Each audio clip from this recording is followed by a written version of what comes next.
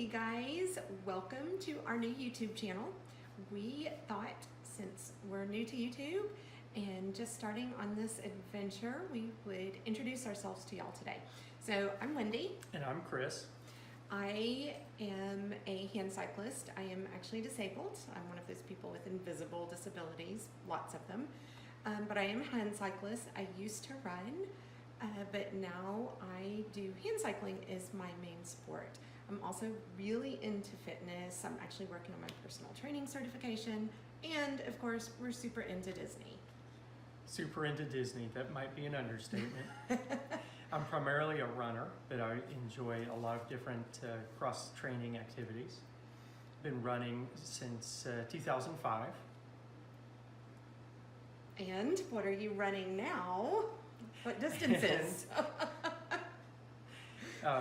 Right now, I'm training for a 100-mile trail run.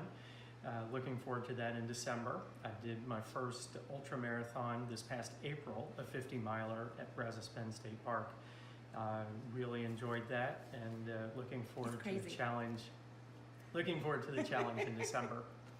I've done a handful of full marathons, many half marathons, some 5Ks and 10K races. So I think, what year did we first start running? You started running before me. I did my first 5K in 2005, and then I did my first half marathon in 2009, and then my first full marathon that next year, 2010. And 2010 is when you did your first half marathon. Yeah, that's when I did my first half marathon. So I actually started running because doctors told me I wouldn't be able to. I was in a really bad car wreck. I've had about 25 surgeries on my legs, and I almost lost my right leg in a car wreck. And one of the things, actually the last thing my surgeon told me as he released me was that I would never be able to run or do a marathon. So that's kind of what got me to start running. And we just had a lot of friends and family that were seriously into running and half marathons and full marathons, and just kind of sounded like it was fun and something we wanted to start doing to work on our health and fitness. Yeah, in 2009, our youngest son said he was wanted to run a half marathon because of some friends and classmates. And since we weren't going to let him run a half marathon by himself, I started training to run the 13.1 miles. And I did a good job of training, and our son didn't, and I ran in 2009 by myself. He didn't join us. He did join us in 2010 though, right? It was 2010 that we all three? No, I think it was 2012. Oh, well. I think in 2011, the time runs together. Ryan joined us, okay. our oldest, so the three of us. And then Matthew joined us so the four of us all ran the Houston Ramco half marathon. Yes. So the reason we wanted to do this YouTube channel is just to share some of our experiences, some of the stuff that we've learned throughout the years as far as running and fitness and training and all of that goes. Share our love of Disney. We're super into Run Disney. We do a ton of the Run Disney races. Sometime we'll have to show everybody all of the medals. We don't even have them all up there, but you can see there's a lot of Disney medals up there. So we thought we would share our experiences with that. From Chris's perspective as an able-bodied athlete, from my perspective as a wheelchair athlete, and what our training entails and what we do outside of Run Disney and all of that. We're also Disney annual pass holders. We visit the parks a ton. We're from Texas, but we're back and forth multiple times a year to the Disney parks. So next race. Next race is Wine and Dine in November. Yep. Next Run Disney race. Yep. I have a 10-miler scheduled for end of September. Looking forward to that. That's actually being run for my proof of time for our next Run Disney race in 2019, where we're going to be do the Dopey Challenge, where we'll do the 5K on Thursday, the 10K on Friday, the half marathon on Saturday, and then the full marathon on Sunday. So we've always wanted to do Dopey. We've never done it before. This will be our very first Dopey. One of the main reasons we haven't done it before is because it always conflicted with the Disneyland Lightside Half Marathon or the Houston Chevron Marathon. So those 3 races were always on back-to-back weekends.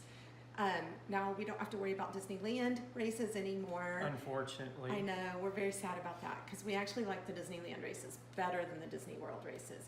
But, so actually what I'm doing this year is Dopey one weekend and the Chevron Houston full marathon the very next weekend. So that's a lot of miles in about a week and a half, 10 days, something like that.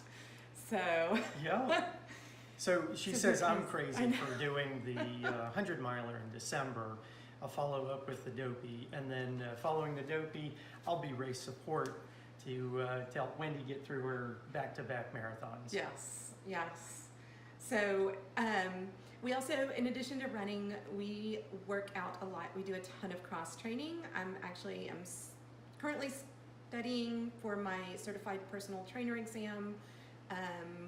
Hoping to get that done before Christmas this year. So we've been doing a lot of cross training over the last few years. And we started the cross training to help with our running, and actually found that we really enjoy all aspects of that, and it's helped so much with our running. Definitely.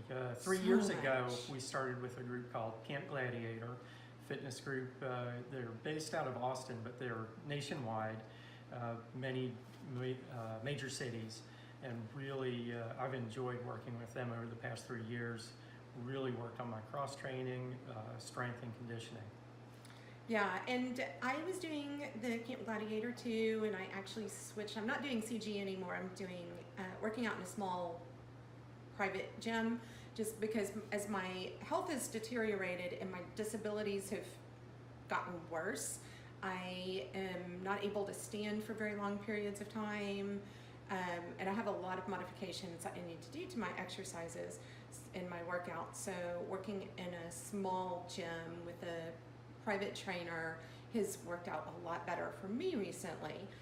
But it's also one of the reasons that I decided I wanted to become a personal trainer, is to help people with disabilities and that may be having health issues, coming back from surgery, that sort of thing, to help them to learn to exercise and to stay active, stay even when active, you yes. aren't at 100%. yes, So because critical. that's so important. Even if you can't do everything the way normal people do, which I don't know really who is normal these days, but it's just important to keep active, to keep working out, to keep your fitness up, and do what you can do. There may be a lot of things that I can't do, but I find modifications and I find other things that I can do to continue to improve my fitness and work on my health and all of that. Okay, so was there anything else you wanted to add for this first video? No, we're just looking forward to sharing our love of fitness, health with everybody, and talk about the incremental changes that we've been able to make in our lives. And you don't have to go 100%, but a little bit of improvement over time makes a big improvement in the long run. Yes, slow and steady wins the race, for sure, for sure. So we hope you've enjoyed this first video. Please leave us some comments, let us know what you think. Also, leave us some comments and let us know what you want us to talk about in our videos, so that we can kind of tailor our channel to what our viewers want to see. If you like the video, please leave us that thumbs up, and don't forget to hit the subscribe button. Thank you. Thank you.